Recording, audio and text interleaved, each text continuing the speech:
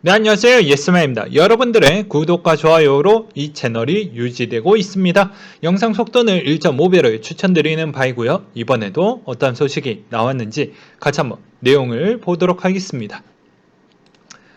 블러드 세인트 루이스 연은 총재가 오퍼레이션 트위스트 사용할 필요가 없다라고 주장을 했고요. 그 이유를 한번 보게 되면 인플레이션이 연말에는 2%에 도달할 수 있고 그 이후에는 추가 상승 가능성이 있으나 현재 상황을 보게 되면 아직은 좀 아닌 것 같다 라는 이야기를 꺼냈고요. 그리고 카시카리 미니의 폴리스 연은 총재 또한 국채 수익률 상승이 새로운 연중 정책 체계의 효과라고 진단을 내놓기도 했습니다. 그 다음으로 금하고 유가 추이를 좀 보고 넘어가야 될 것 같은데요. 금 가격은 소폭 하락한 상태에서 1698달러에 마감을 했고요. 보게 되면 미 국채 금리 상승과 증시 불안에 따른 달러 강세가 지속됨에 따라 온스당 1700달러 선을 하회했다라는 내용과 인플레이션 해지 차원의 자산 매력도가 금리 상승과 달러 강세로 약간 꺾였다 라는 내용을 볼 수가 있게 되겠으며, 유가 추이를 보게 되면 회원국과 비회원국 간의 산유량 동결 합의와 예상치 못한 사우디아라비아의 100만 배럴의 자발적 감산 유지가 이번에 상승을 좀 꺼내왔다 라는 소식을 알 수가 있게 되겠고, 최근에는 니켈 가격 추이도 상당히 중요해졌습니다. 전기차의 중요한 재료이기 때문이죠. 그래서 보게 되면 11% 하락한 톤당 16,144달러에 마감을 했는데, 전기차 시장의 성장 기대에 투자 수요가 집중된 가운데 중국의 대형 니켈 생산 업체인 친산철강이 공급을 증가시킬 수 있는 신기술을 발표를 하면서 엄청난 하락이 나오기도 했습니다. 그 다음으로 뱅크시 작품이 불태우고 NFT 파는 자들이라고 해가지고 나왔던 소식인데요. 뱅크시의 원 작품을 사고 싶어도 그럴 수가 없다. 경매에서 산 자들이 미국 뉴욕에서 3일 기준으로 작품을 불태워 버렸기 때문이다. 미술 시장에서 이런 일이 처음이다. 더 흥미로운 사실은 이 작품이 미술품 수집가 커뮤니티에 비꼬고 놀린다라는 점이다. 뱅크시 작품을 NFT로 바꾸자라는 측면으로 인해서 가격 추이가 4배까지 올라갔다라는 내용이 있는 측면이 있게 되겠고요. 신한은행이 CBDC 대비 디지털 화폐 플랫폼 테스트를 진행해 보자라는 소식과 비트코인 채굴 열로 지배하는 딸기 토마토라고 했는데, 지금의 철은 딸기철이죠. 그래서 이 열로 인해서 그만큼 이런 부가가치도 좀 있구나라는 점만 그냥 알고만 계셨으면 좋겠고요. 비트코인 채굴업체 사이퍼 마이닝이 나스닥 상장을 위해서 스펙을 인수했다라는 소식이 있습니다. 그리고 위메이드 트리가 NFT 시장에 진출한다라는 내용이 있고요. 클레이튼과 손을 잡겠다라는 소식과, 그리고 플라네타리움이 탈중앙화 MMORPG 나이크로니클의 소스코드를 공개했다라는 소식이 있었습니다. JP모건의 블록체인 관련 34개 포지션의 신규 채용을 진행하겠다라는 내용을 볼 수가 있게 되겠고요. 그 다음으로 중국의 뷰티앱 메이투가 비트코인 이더를 매입하도록 하겠다. 홍콩 증시 상장사 첫 사례라고 되어져 있는데요. 여기에서도 내용을 보게 되면, 장기적인 블록체인 사업을 위한 가치 저장의 수단으로 활용하겠다라는 방침을 내놨고, 여기서도 투자적인 측면으로 접근을 했다라는 메시지도 담겨져 있다라는 점을 참고하셨으면 좋겠습니다. 그리고 중국의 전국 인민대회가 이제 시작을 했는데요. 여기에서 비트코인 등 퍼블릭 체인은 소외됐다라고 되어져 있어요. 통신기술, 바이오, 등등 여러 가지 혁신적인 부분에 대한 언급을 좀 많이 했었고, 여기에서도 또 대표적으로 나왔던 소식이 하나가 더 있습니다. 그게 무엇이냐? 디지털 화폐에 따른 내용이 담겨져 있었죠. 그래서 그 점도 같이 한번 보셨으면 좋겠다라는 생각이 들고요. 그리고 아이콘 재단이 아이콘 루프 세무조사가 재단과는 관계가 없다라는 소식이 나왔고요. 그리고 픽션 네트워크 개발사가 배틀 엔터테인먼트와 카카오 엔터테인먼트 자회사를 편입시키겠다라는 소식과 그리고 온톨로지가 샤움 파이낸스와 디파이 서비스 기반 파트너십을 체결했다라는 소식이 있었습니다. 그리고 호주에서 프랑스 중앙은행 CPA 호주에서 프랑스 중앙은행 디지털 유로 플랫폼의 리플을 검토하겠다라는 내용이 나왔다라는 점과 이 CPA 호주 측에 대한 언급은 리플은 이더리움 대체 플랫폼으로 XRP의 리플의 자체 분산 원자에서 트랜잭션을 집행하기 위한 코인이다. 리플은 기타 블록체인에 비해 중앙화 수준이 높아 CBDC 모델을 다수 은행들이 주목하고 있다라는 설명을 꺼내기도 했다라는 점과 그리고 이더리움의 클라이언트 베를리 하드포크 대형 버전을 출시를 했다라는 내용이 담겨져 있으며 그리고 갤럭시 디지털이 이더리움 펀드 인기몰이가 한 달 만에 3,200만 불을 조달할 수 있을 만큼 뜨거웠다 라는 내용을 볼 수가 있습니다. 여기에서도 자산운용본부장이 비트코인 가치 저장소로 노선을 굳혔지만 이더리움의 프로그래밍 능력은 뚜렷한 성장 기회를 보여준다며 이더리움 펀드는 우리 사업을 위한 자연스러운 다음 단계라고 설명을 했다. 그것으로 인해서 펀드를 통해 투자자들은 대거 많이 이번에 좀 직결을 해서 투자까지 이어졌다라는 소식을 알 수 있는 대목이 있었고요. 그리고 메타디엄에 대한 호재 소식인데 코인플러그 쪽에서 직접 다뤘던 내용입니다. 보게 되면 질병관리청이 올해 7월경 블록체인 기반 접종 증명서를 발급할 계획이라고 이야기를 했고 저 또한 과거에 이런 이야기를 뉴스로 다뤄드리기도 했죠. 근데 조금 더 제가 다뤄드리도록 하겠습니다. 왜냐하면 제가 이번 주말에도 일을 했지만 퇴근하고 나서 여러 다큐를 조금 더 봤어요. 요새 다큐를 좀 많이 못 봐서 요 내용을 조금 더 보충 설명을 하고자 해서 아마 도움이 되실 것 같아가지고 또 내용이 나온 김에 준비를 좀 해보았습니다. 이 메타디움이라는 건 코인 플러그와 약간 연관성이 있고요. 그리고 백신 여권에 대한 언급이 나왔기 때문에 중앙일보에 대해서 내용을 보게 되면 자 집단 면역 연내 11개국 이로는 이스라엘 4달 완료가 된다 라는 소식인데요. 블룸버그 통신에 따르면 111개국의 10개국은 연내 집단 면역을 목표에 도달할 것으로 예상이 된다고 되어져 있습니다.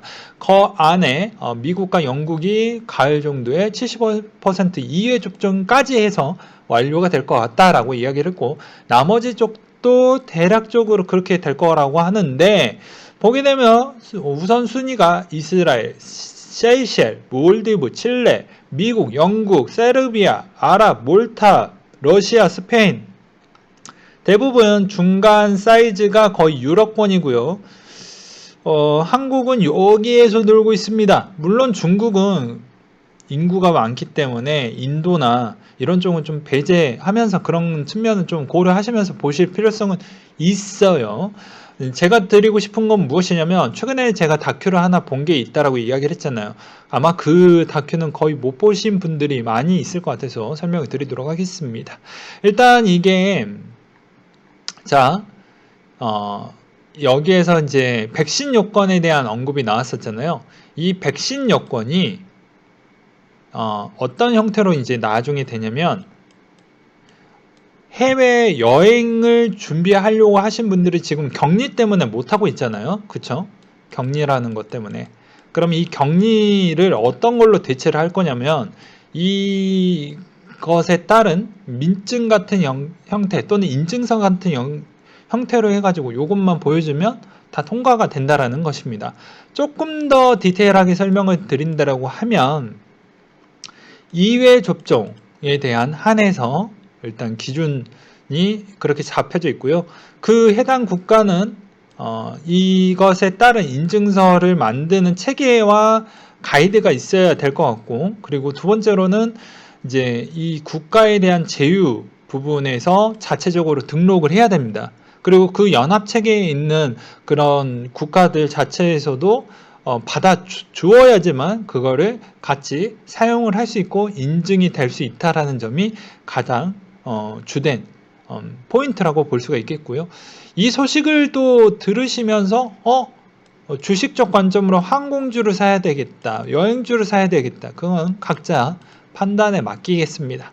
이제 제가 느꼈던 거는 이제 어디 특정 국가가 그것을 어느 정도 테스트를 끝내고 인증서를 이제 만들어서 이제 사회적으로 일단 도입을 시켰는데 그 성과가 상당히 좋았고요.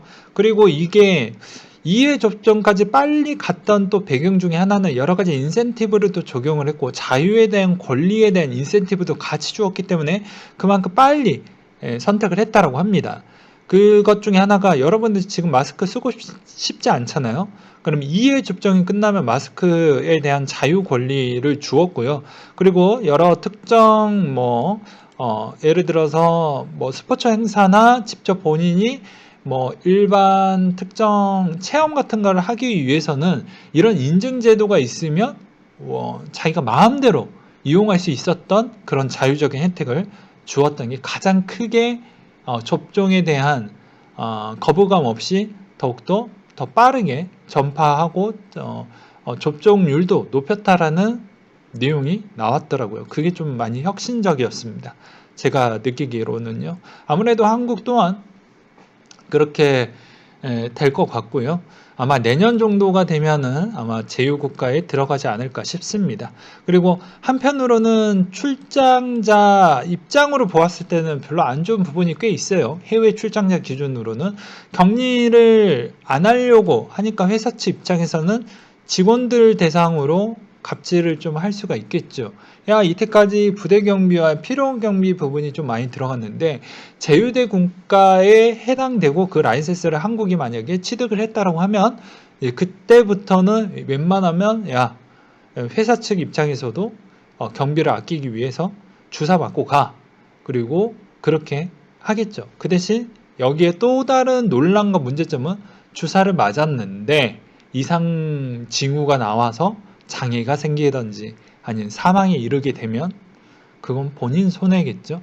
왜냐하면 자기 몸이 자기가 또 잘 알지 못합니다. 여러분들도 1년에 병원 몇 번 가시겠습니까? 물론 본인이 원래 갖고 있는 질병을 갖고 있는 환자들 같은 경우에는 주기적으로 갈 수도 있겠지만 웬만한 일반 사람이 1년에 한두 번 갈까 말까 하고 그 한두 번이 검진으로 갈 확률이 매우 낮다라는 것입니다. 그 점을 좀 참고하셨으면 좋겠고요. 아무튼 이런 측면에 있어서 블록체인에 대한 직간접적으로 많이 사용할 수 있는 그런 형태가 좀 내년에도 잘 갖춰지고 이런 제휴에 대한 국가들이 톡톡하게 효과를 많이 보게 됨으로써 여러 가지 시장에 대한 긍정적인 이야기 또한 많이 해줄 수 있는 가능성이 높다라는 설명과 그리고 NFT가 요새 인기가 좋아서 NFT에 대한 설명을 조금 나중에 해드리도록 하겠습니다. 그리고 한국 관련된 코인들은 가산자산 과세에 앞서 세금 탈세 조사 예정이라고 해서 H다가고 아이콘 조사에 이어 코인 업계들은 과세에 앞서 세금 탈세 조사가 들어갈 것으로 보여지고 3월달부터 본격적으로 진행이 된다고 하니까 최근에 이제 거래소나 해당 코인 회사들 이제 문제가 되는 쪽은 탈탈 털릴 겁니다. 그 점을 참고하시면서 투자를 임하셨으면 좋겠고요. 그리고 사랑한다 NFT라고 해가지고 수익률이 요새 NFT가 대세여서 사람들이 좀 되게 많이 재미를 느끼는 것 같고요. 최근에 커뮤니티에서 수익 인증이 거의 1억 원대 찍히시는 분들이 되게 많이 있더라고요. 근데 제가 이야기했는 건 자랑은 해도 되지만 이게 올해 끝나는 장까지 계속 유지가 되는지가 관건이 될 것 같습니다. 왜냐? 당장 이 짜릿한 느낌은 좋겠지만 이게 유지가 돼야 자기께 되는 거 아니겠어요? 아무튼 그런 이야기를 좀 드리고 싶었고 NFT 이야기가 나왔으니까 NFT 관련 코인 정리를 해놨던 내용을 또 가지고 와봤습니다. 세타, 엔진, 플로우, 칠리즈, 그리고 왁스, 그리고 보게 되면 등등 여러 가지가 있는데 이런 거는 그냥 참고하셨으면 좋겠고요. 그 다음으로 마지막으로 아까 이야기했던 돈이 되는 NFT 메타에 대한 이야기를 좀 해드리려고 합니다. 요새 NFT 쪽은 수익률이 평균적으로 30에서 70% 정도 나온 사람들이 되게 많다. 그러면 이번에는 이분이 분석한 정보를 기반으로 설명을 드리니까 오해하지 않으셨으면 좋겠고, 이런 내용, 그리고 이런 정보, 그리고 이렇게도 볼 수가 있구나 라는 측면으로 봐주셨으면 좋겠습니다. 네, 앞으로 풀리는 물량 대비 스캠의 유무, 인프라 구축, 상장된 거래소 등 다양한 관점에서 앞으로 얼마나 가격이 오를 것이냐, 나름의 투자 방식을 세워서 그간의 코인이 지적할 건 지적하고 보충해 줄 건 댓글로 보충해 해주셨으면 좋겠다. 한 가지 조언을 해주자면 거래소에 상장된 코인은 무조건 도둑 상장일 가능성이 엄청 크기 때문에 유니스왑과 같은 수학 거래소나 빌락시에만 도둑 상장이 되어 있는 코인은 낼름 주워 먹었으면 좋겠다. 그래야 크게 먹을 수가 있다. 라고 해서 초고위험, 초고위험 부분에 대한 전략이라고 볼 수가 있겠죠. 누구나 따라하시면 골로 갈 수 있습니다. 다시 한번 말씀을 드리는 부분이고요. 보게 되면 TVK, 바이낸스, 발락시, 유니스왑, 비트맥스 등 코인마켓캡, 시총 370 등 우주 먼지 같은 코인이다. 말이 필요 없다. 바이낸스가 투자한 NFT 코인이며 참고로 이런 마켓에서 테더와 C 아니 BUSD로만 구매가 가능하다라는 점이 바이낸스가 직접적으로 밀어주고 있다는 것이다. 그래서 참고만 했으면 좋겠고, 두 번째, 후오비에 링이 있다라고 하는데 이름도 이상한 네트워크 네이티브 토큰이다. 어떻게 저게 링이 읽히는지 뇌수를 터뜨리고 싶은데, 마찬가지로 코인마켓 순위 350등에 위치한 유명한 토큰 중에 하나다. 그리고 그 다음 한번 보도록 하겠습니다. 보게 되면 되게 재밌는 게, 초반에 상장할 때는 다 여러가지 마케팅 비용, 투자 비용, 먼 비용, 락업 비용 다 해제가 되면서 많이 떨어져요. 그러다가 올라가기 시작을 하죠. 물론 대세 장일 때는 이 내려가는 게 길지 않습니다. 조금 내려갔다가 금방 올라가요. 그래서 거의 대부분 V자까지는 아니지만 거의 V자와 근접한 속도로 올라가긴 합니다. 그 점을 참고하셨으면 좋겠고요. 그리고 세 번째로는 빌락시 유니스왑라고 해서, 이건 내가 진짜 웬만하면 알려주기 싫었는데 여기에서만 공개해준다. 이거 이 사람 주장입니다. 제가 이야기하는 거 아니고요. 이 코인은 구하기 힘든 코인이다. 그만큼 거래량도 적은데 계속 가격만 올리고 있는 시세 작업 중인 걸로 보여진다. 아무래도 거래량도 적은데 구하기도 힘들다라고 하면 개수가 그만큼 많이 안 나왔다라는 것이겠죠. 그러니 띄우기에는 편할 것이다 라는 주장을 펼치고 있는 것 같습니다.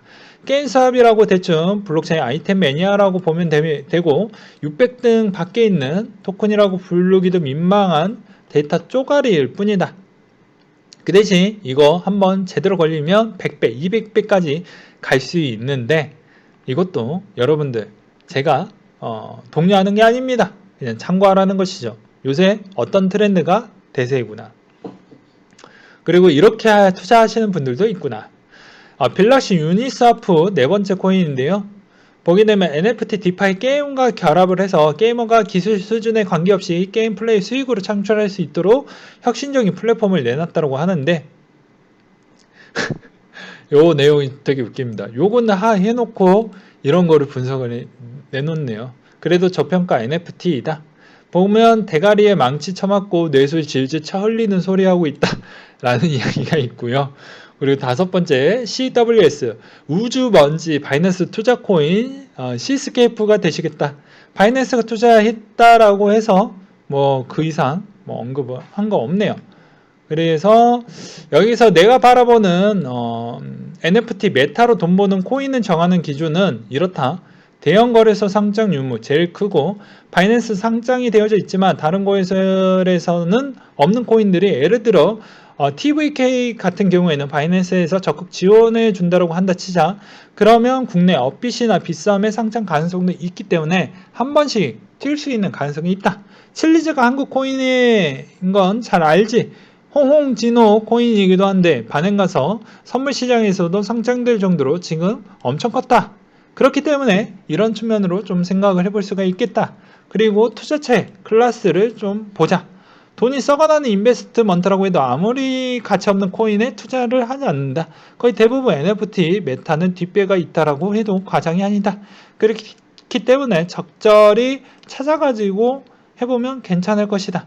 그리고 이것도 코인 메타는 유행이기 때문에 그 트렌드에 지금 NFT가 트렌드이고 그렇기 때문에 우리는 이쪽에 집중을 해서 적절히 먹고 나오는 전략으로 하는 게 낫지 않겠냐 라는 이야기를 남겨주셨던 내용이 있습니다.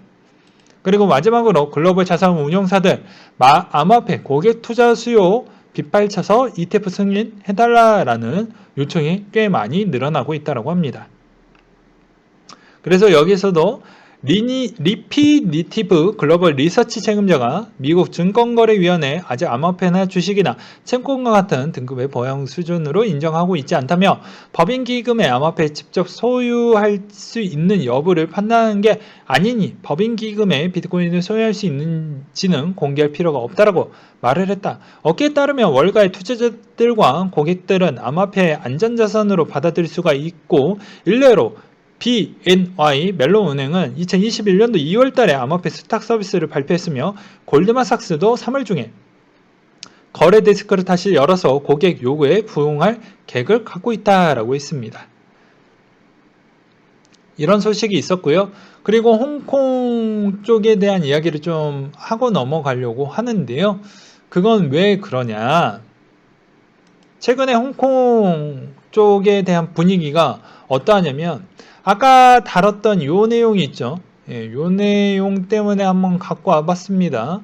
네, 중국의 뷰티의 메이투라고 했는데 이 이야기가 나오면서 요것도 한번 준비를 했던 이유가 무엇이냐면 예, 홍콩 쪽에 지금 중국이 여러 가지 쪽으로 개입을 많이 하려고 하는 실정입니다. 그러다 보니까 홍콩 쪽도 지금 시장에 따른 여러 분위기가 좀 달라지고 있는 실정이 좀 있고요. 그 다음으로 홍콩 쪽에서도 이번에 재정 수입을 늘리기 위해서 여러 가지 세금을 좀 붙이고 있는 실정입니다. 즉 제가 드리고 싶은 이유는 중국 양해에서 여러 가지 공개된 소식도 있지만 비공개적인 소식에 하나만 제가 알고 있는 소식을 전달해 드리면 홍콩에 대한 언급도 일부 있었습니다. 그렇기 때문에 홍콩의 여러 가지에 대한 금융의 허브 역할을 해주고 있는 실정인데 홍콩에 대한 문제점이 어떤 영향을 끼치느냐에 따라서 다시 한번 비트코인에 대한 변동성이 좀 있을 수 있는 가능성이 있고요. 그리고 하나 더 꺼내 보면 요 내용도 볼 수가 있습니다. 요새 대만에 있는 소식이 또 중국과 또 연결이 되다 보니까 네, 여기 요 소식이죠. 예, 요 소식입니다. 그렇기 때문에 앞으로 조만간에 대만이 이렇게 간다라고 하면은 조금 또 분위기에 따라서 코인이 약간 여러 가지 경우의 수로 좀 많이 변동폭도 있지 않을까 이런 생각을 가져볼 필요성이 있을 것 같습니다. 왜 그러냐면 과거에 대만 쪽에 대한 여러 가지 측면 중에 하나가 생각보다 금융 쪽에 대한 여러 가지 이슈가 나올 때마다 좀 변동폭이 꽤 크거든요. 그렇기 때문에 이번에도 충분히 이런 게 좀 짙어지거나 그런 소식이 나오게 되면 분명히 코인과 또 연결적 관계로 움직일 가능성도 꽤 있다라는 점도 참고하셨으면 좋겠습니다. 물론 저희 개인적인 생각입니다. 이 소식은. 그렇지만 홍콩 부분에 대한 내용은 일부는 개인적인 생각이 아니다라는 점을 참고하셨으면 좋겠습니다. 네, 오늘은 여기까지 준비를 했고요. 항상 여러분들한테 힘이 되고 도움이 되는 예스민이 되도록 하겠습니다. 이상으로 마치도록 할게요.